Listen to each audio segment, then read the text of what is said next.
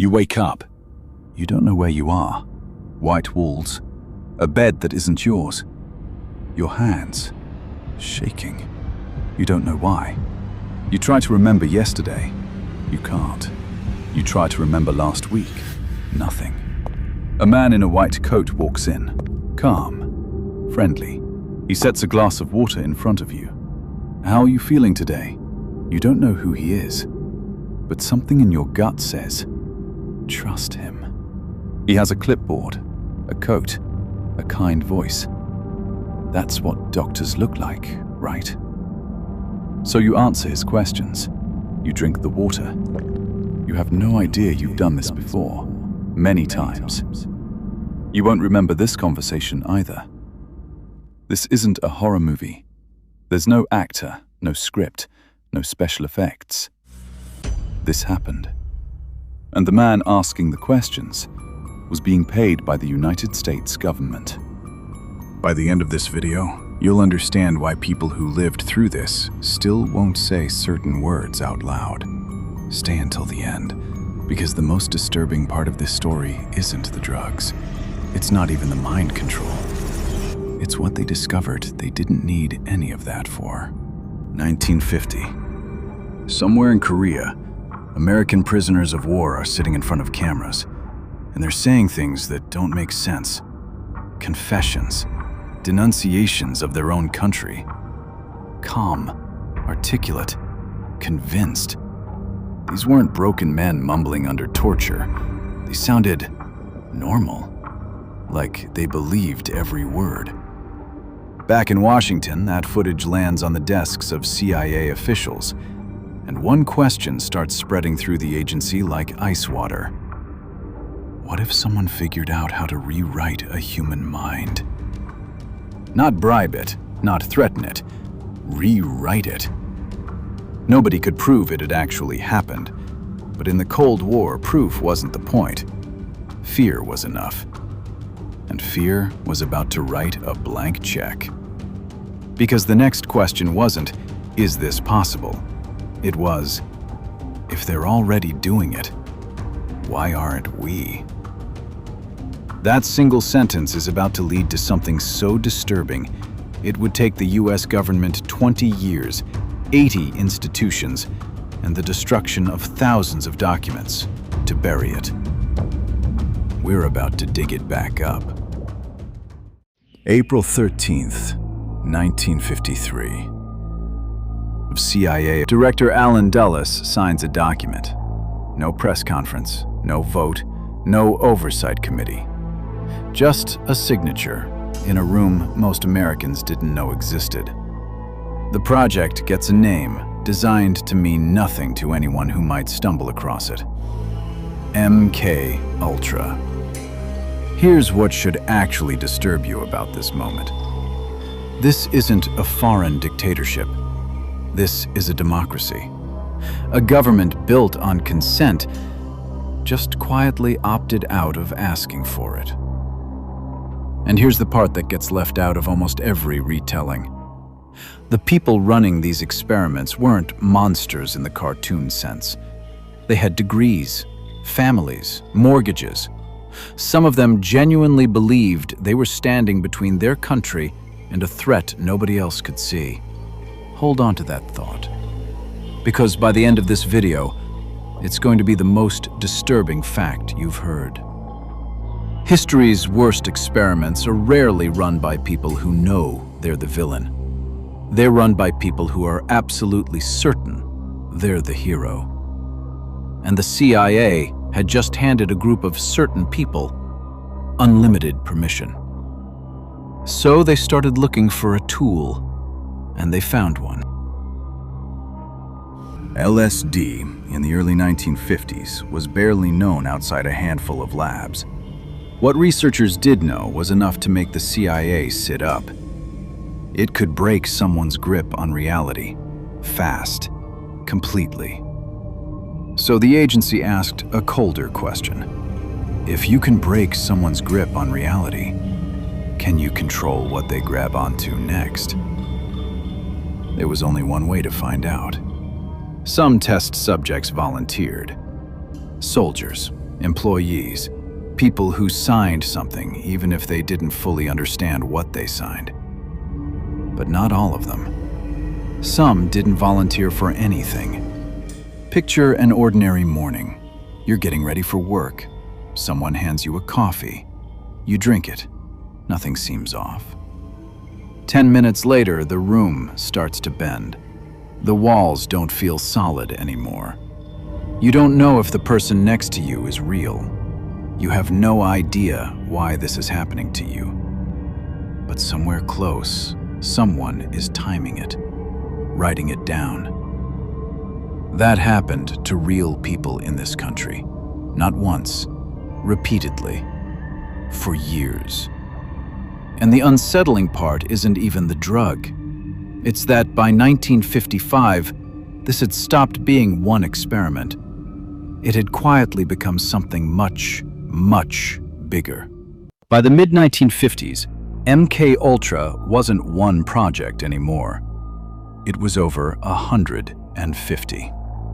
Spread across universities, hospitals, prisons. But a number like that doesn't mean anything until it has a face. So here's one. 1961, France. James Thornwell is a young American soldier. He's accused of stealing classified documents. He says he didn't do it. He thinks he's being interrogated. He has no idea he's about to become a research subject. Without his knowledge, he's given LSD, repeatedly, over days. Interrogators tell him his family has been threatened, that his country has already given up on him, that he's losing his mind, and maybe he should just admit to something, anything, to make it stop. They weren't trying to get a confession anymore. They were trying to see what was left of a person once you stripped away everything they thought was true. Thornwell carried the damage from that room for the rest of his life. He spent decades trying to get his own government to admit what they did to him. He died in 1984. The case was never fully resolved. He was one soldier, in one room, in 1 year, of a program that ran for 20. And here's the detail that makes people go quiet when they hear it. Many of the scientists involved in MKUltra's wider research network had no idea the CIA was funding them at all.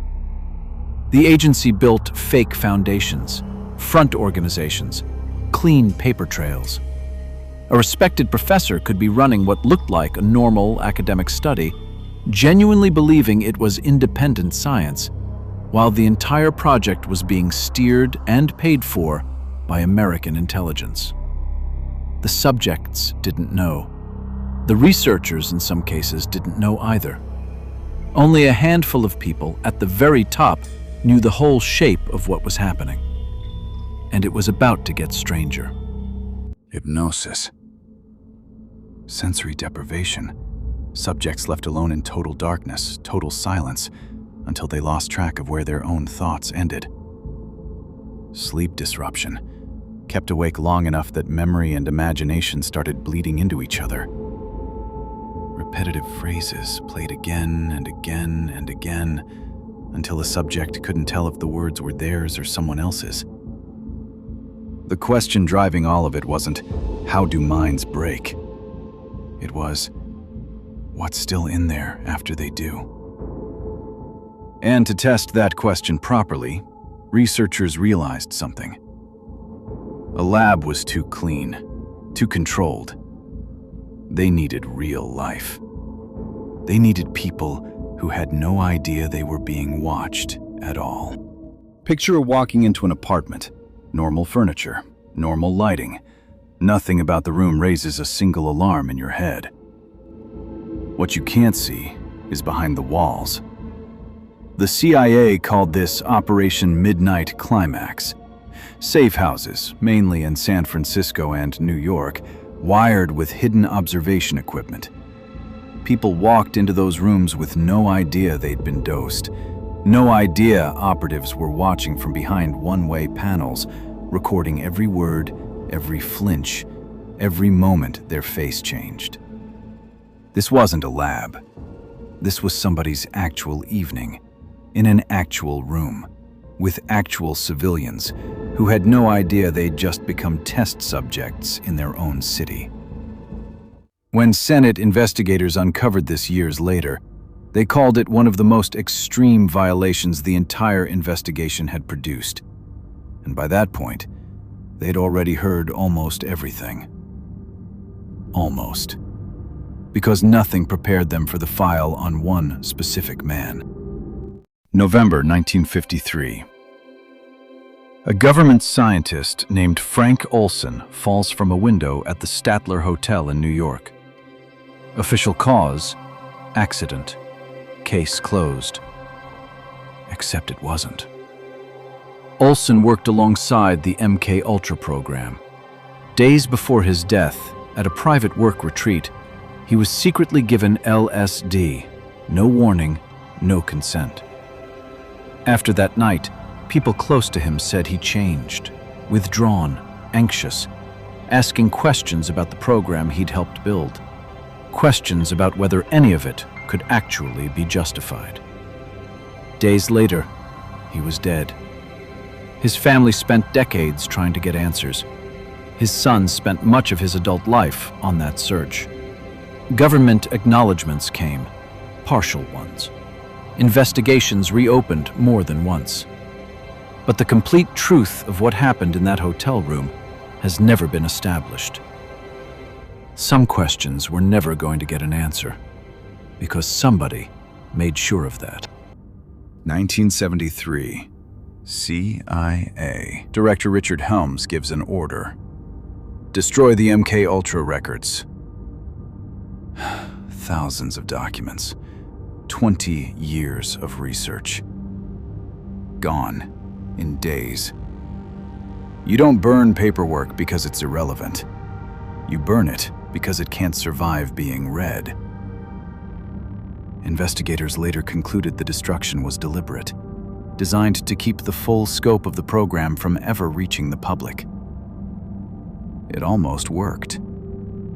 But one set of records sat in a separate storage facility, outside the order, forgotten. Financial records, just numbers mostly. In 1977, Senate investigators pulled that one thread. And what came apart in their hands confirmed something that had sounded, until that moment, like paranoid fiction. Over 150 research projects, more than 80 institutions, subjects who never knew, officials confirming all of it under oath. The country was left holding one question with no comfortable answer. How does something like this run for 20 years and nobody stops it? Here's the final twist in the MKUltra story. 20 years, 150 research projects, lives altered, records destroyed. And the thing they were actually trying to build?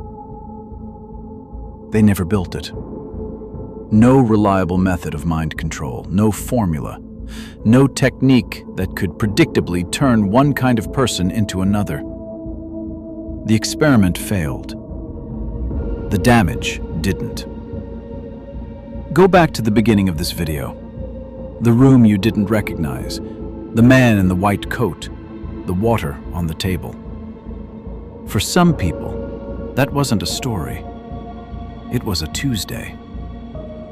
MKUltra spent 20 years hunting for a switch inside the human mind. They never found one. But on the way, they wrote down something far more useful and far more dangerous than any drug.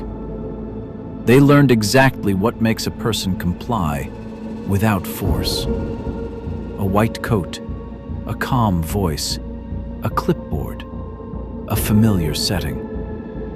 Authority doesn't have to announce itself. It just has to look like something you already trust. That's what should keep you up tonight. Not that the CIA once drugged unknowing civilians in a rented apartment. That's history. It's contained. It has a date on it. What should bother you is this. Every method they refined, manufactured trust, manufactured authority, repetition, isolation, the quiet erosion of what actually happened. None of it needs a secret lab anymore. It doesn't need LSD. It doesn't need a safe house in San Francisco. It just needs you to trust the person in the room. Somewhere, right now, someone is sitting across from a calm voice and a clipboard, answering questions, with no idea which kind of room they're actually in. And neither really do you.